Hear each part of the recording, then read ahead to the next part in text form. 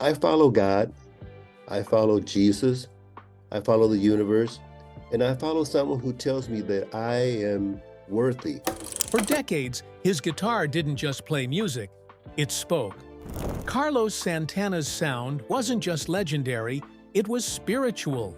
The man who turned Woodstock into a sacred ritual, who fused Latin soul with rock rebellion, and who played with the fire of 1,000 lifetimes has long been shrouded in mystery. But now, at 77, Carlos Santana is finally revealing something we all suspected: that behind the music, the mystique, and the million-selling records, he's been carrying a truth, one that shaped his sound, his soul, and his silence. And it begins not on stage, but in the shadows. This isn't a story about fame. It's a story about survival, transformation, and the spiritual confession of a man who touched the divine and paid the price. If you've ever felt chills from a Santana solo, if you've ever wondered how one man could channel so much beauty and pain into a single note, then stay with us.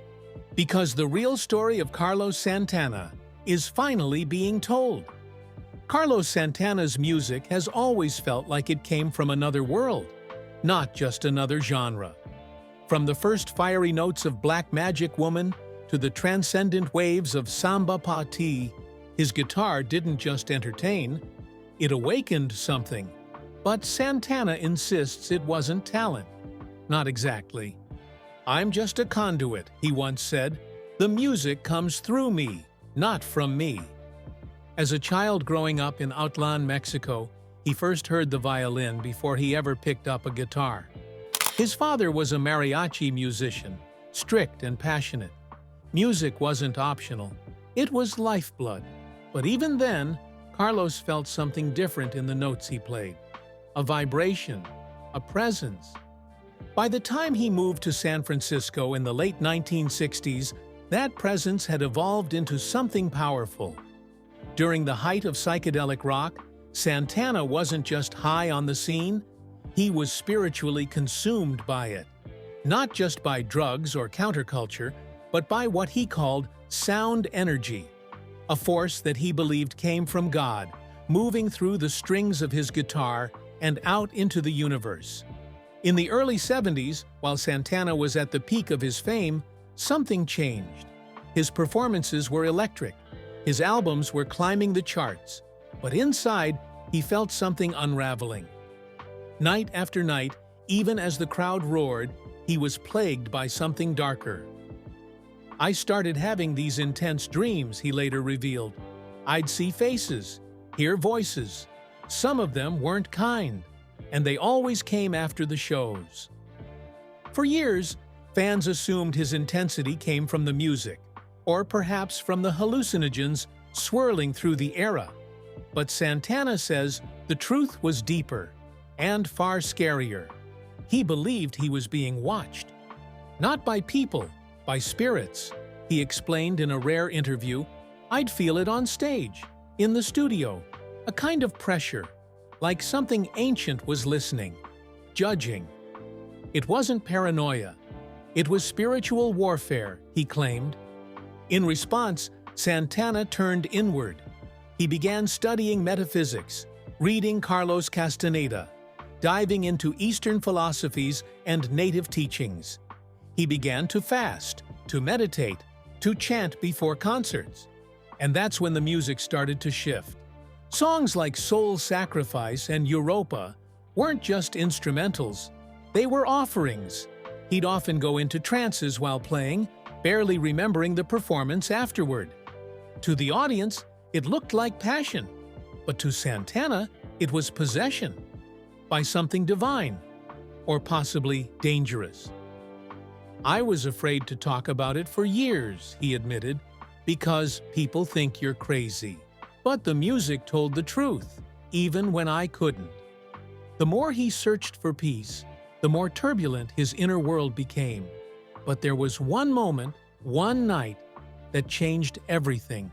And it started with a voice that wasn't his. It was 1994. Santana was alone in a hotel room.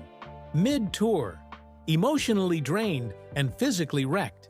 He had spent years on the road, years pushing his body, his mind, and his soul to the edge. And that night, he reached it. "I was done," he confessed later. "I didn't care about anything anymore. Not the Grammys, not the crowds, not even the guitar." He had just come off a difficult call with someone from his past, a conversation that reopened wounds he thought had healed. Childhood trauma, shame, anger, it all came flooding back, and with it, the voice. This voice was different. It wasn't terrifying like before. It was calm, low, steady, but powerful enough to freeze him in place. It said, "Are you ready to be who you really are now?" Santana remembers. And I broke. I cried for hours. I couldn't stop. He doesn't remember falling asleep, only waking up hours later, feeling empty, but also clearer. That night changed the course of his life. Santana would later describe it as his spiritual rebirth. He began working with healers, shamans, and spiritual guides. He stopped trying to fight the visions and began to listen instead. He accepted his past, including the most painful parts, abuse he had endured as a child, the pressure of being a reluctant icon, and the emotional costs of fame. He even began talking about it, not in detail, but in intention. "I've seen darkness," he told Rolling Stone in 1999, "but I believe in the light. I believe we all have the power to transform." That same year, he released Supernatural, the album that would reignite his career and win him 8 Grammys. But what the public didn't know was that the album wasn't just a comeback. It was a spiritual exhale. Every collaboration, every riff, was chosen not for fame, but for energy. Smooth, his most iconic hit with Rob Thomas, wasn't just a summer anthem. It was, according to Santana, a divine alignment. "That song came to me in a dream," he said, "just like the old days." But this time, there was no fear, just purpose. As the supernatural era launched Carlos Santana back into the spotlight, many assumed he had finally embraced the world's love. But fame, to Santana, has always been a double-edged sword, both a gift and a test. "I never chased being a rock star," he once said. "I just wanted to serve something higher." Even when he stood on stages in front of millions, Santana's heart remained somewhere else. In silence, in solitude, in soul. And with that renewed success came renewed temptation.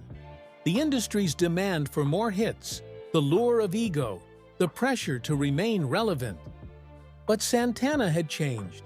He no longer needed the industry's validation. He began saying no more often, no to certain awards, no to interviews that sensationalized his past, no to tours that didn't feel spiritually aligned. Instead, he leaned deeper into healing, both for himself and others. He started speaking publicly about trauma, urging fans to seek therapy, prayer, meditation, whatever path would lead them back to their center. He spoke of the abuse he had endured as a child, something he had kept hidden for decades, and how music had been his salvation. "The guitar didn't save me," he said in a 2015 speech. "Love did, and I had to learn how to receive it." He began hosting healing events, blending music with mindfulness. He even released albums filled with chants and meditative instrumentals, far from the radio, but closer to his truth. Friends say he became more selective about who he surrounded himself with. "If you didn't bring light," one bandmate noted, "Carlos didn't need you around." He remained deeply connected to his Mexican roots, returning to sacred places, performing at spiritual ceremonies, and studying indigenous wisdom. These weren't publicity stunts, they were pilgrimages. And while his guitar still sang, it now spoke a different language. Less about fame, more about freedom. Now, at 77, Carlos Santana isn't chasing anything. Not charts, not crowds, not even legacy. He's focused on something far more personal, what he calls leaving light behind. In recent interviews, he's begun to speak more openly about mortality. Not with fear, but with clarity. "We're all just passing through," he said. "What matters is what you radiate while you're here." To that end, Santana has been quietly recording what he calls soul messages, spoken word pieces, musical prayers, and journal entries meant for his family, his fans, and the next generation of artists. They're not meant for the radio. Some may never be released. But for Santana, they are his final compositions. "It's not about being remembered," he explained. "It's about being useful. If my pain can help someone else find peace, then it was worth it." Those who know him say he spends his mornings in silence, lighting candles, reading scripture and poetry, often blending traditions, Catholic, Aztec, Buddhist. God is in all of it, he's fond of saying, but most of all, in music. He's also begun mentoring quietly, not just guitarists, but poets, painters, healers. To him, creativity is sacred, and anyone who channels truth through their art deserves to be protected. His wife, Cindy Blackman Santana, a brilliant drummer in her own right, says Carlos has become softer in recent years, more patient, more at peace. "He still plays with fire," she says, "but now it's the kind that warms, not the kind that burns." There's a new album in the works, but Santana shrugs at the thought of a big release. "I'll put it out when it feels right," he says, "and if no one hears it, that's okay. The spirits will." To him, every note he plays now is a conversation with something bigger. A farewell letter, maybe. Or perhaps a beginning. Carlos Santana doesn't see life as a line, but a circle, a loop of sound, spirit, and memory that keeps playing as long as we're willing to listen. In recent months, he's returned to where it all began. The places of his childhood, the old music halls in San Francisco, and even the forgotten mariachi songs of his father. "I wanted to remember," he says, "not just the music, but the meaning." He speaks often now about gratitude for the pain, the confusion, the fame, and the failures. "It was all necessary," he says, "even the darkness, maybe especially the darkness." And he started giving away things: guitars, handwritten lyrics, mementos from his tours. Not because he's letting go, but because he wants them to have new stories. Energy shouldn't be hoarded, he insists. It should be passed on. Fans who've met him recently describe something different about him. Not just older, but calmer, as if he's found peace with all the parts of himself. The hurt child, the rebellious rocker, the spiritual seeker, and the quiet elder. He still performs, still records, still improvises with young musicians. But now, he does it on his terms, with intention, not obligation. And in his eyes, there's still fire. But it's gentler now, wiser. He's also spoken about preparing for the end, not out of fear, but out of reverence. "This body won't last forever," he said in a recent talk, "but what I put into the music, that's eternal." He's written letters to his children, his grandchildren, and to musicians he admires, reminding them not just to play notes, but to play truth. He encourages them to stay grounded, to avoid the traps of ego and comparison, and most importantly, to listen for what's not being said. That's where the soul lives. In his home, there's a quiet room with candles, incense, and a few framed photos. Miles Davis, his mother, and a younger version of himself holding his first guitar. It's here he spends many mornings in reflection. "When I leave," he said, "I want people to feel like I didn't just make music. I made healing." It's a legacy he's still shaping, even now, And maybe that's the greatest note Carlos Santana will ever play. The reminder that it's not about how loudly you perform, but how deeply you resonate. So, what do you think? Has Carlos Santana's music meant something deeper to you than just sound? Let us know in the comments. And if you want more stories like this, the untold truths, the quiet legacies, the music behind the myth, make sure to hit that subscribe button. Because legends aren't just built on charts.